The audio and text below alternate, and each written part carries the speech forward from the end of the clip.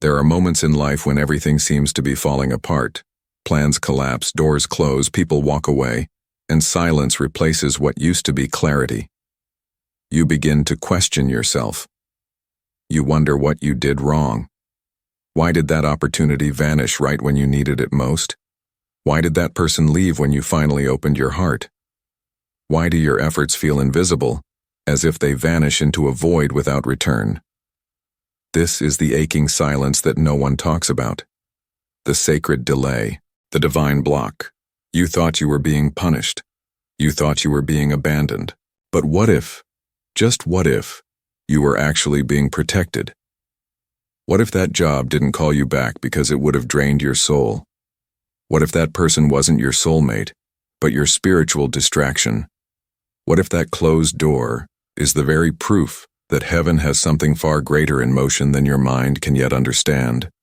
You see, there is a pain that feels like loss, but is actually preservation. When God blocks your path, it is not to push you into despair. It is to reroute you through the wilderness that teaches you to trust, not to calculate, to kneel, not to chase, to listen, not to demand.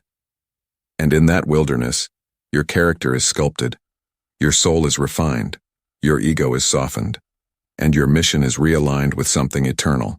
This is not a detour, it is a divine engineering. The hidden hand of a loving God who knows that sometimes the greatest blessings are those that never arrive, because they were never meant to. One of the most misunderstood signs in life is a closed door. We've been conditioned to believe that resistance means rejection, that silence means disapproval, that if it doesn't flow, it must not be right. But Napoleon Hill taught a very different law, one that many ignore.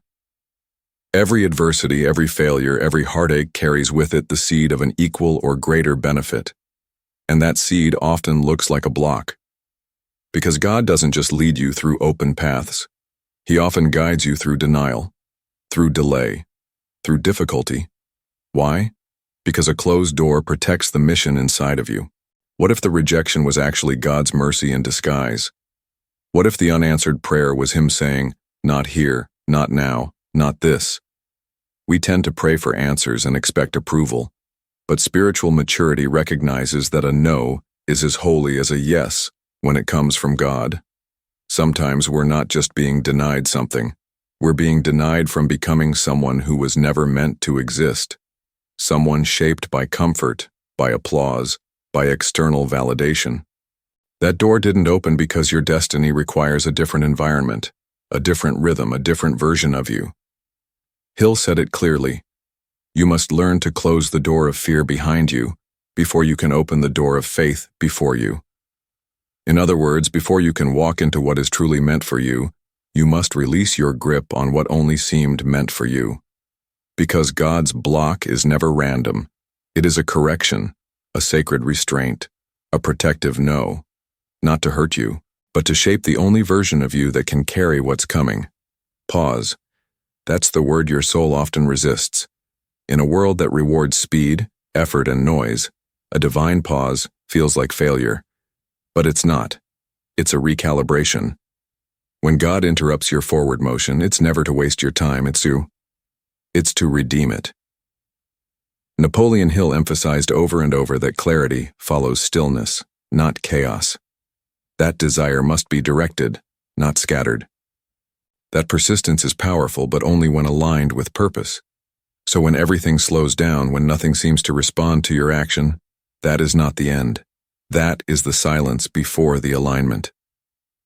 Think about this. What if your pace was not the problem, but your direction was? What if God paused your steps because the path ahead had no future in it? There are moments when God doesn't need you to run harder. He needs you to stop long enough to hear Him, to burn off what was never meant to come with you, to soften the edges of your will so He can replace them with the architecture of wisdom. Because timing is not just about external events, it's about your internal state. The delay is a doorway, a test of trust, a thinning of the ego. It's where you learn that silence is not absence and it's strategy, that waiting is not punishment, it's preparation, that being blocked is not a curse, it's a corridor to higher clarity. Napoleon Hill said it best. Patience, persistence, and perspiration make an unbeatable combination for success. And patience begins with pause. There is a deeper truth behind every divine no. It is never about rejection. It is always about redirection. But here's what makes redirection so difficult. It usually comes without a map. You don't get an explanation. You don't get a forecast. You get silence. And that silence forces you into one of the most uncomfortable spiritual choices: to trust what you cannot see, simply because it came from the hand of God. Napoleon Hill knew this. He wrote extensively on faith as a state of mind, one that creates certainty long before reality shows results. He believed faith was not passive. It was the engine of unseen alignment. Hill said, "Faith is the head chemist of the mind. When faith is blended with the vibration of thought, the subconscious mind instantly picks up the vibration. In other words, when your faith is strong enough, even the detour becomes the destination. So when God blocks a plan, when He removes a person, or delays a dream, it's not to leave you confused, it's to position you beyond your current perspective. Because the life you prayed for doesn't start when everything makes sense. It begins the moment you trust the one who sees further than you ever will. You weren't abandoned. You were upgraded. You weren't rejected. You were rerouted. You weren't delayed. You were defended. Sometimes, God blocks what you wanted to make room for what you were born for. This is divine efficiency. And the soul aligned with faith doesn't complain when the route changes. It realigns. Because it knows. The hand of God never moves without meaning. When the dust settles, when the tears dry, when the silence finally speaks, you will understand. The block was the blessing. You see, life isn't about getting what you want. It's about becoming who you were created to be. And sometimes the fastest way to that version of yourself is through what looks like loss. But make no mistake, there is always a reward behind the redirection. Napoleon Hill believed deeply in the law of compensation, that the universe under divine order never takes something without preparing to return something greater.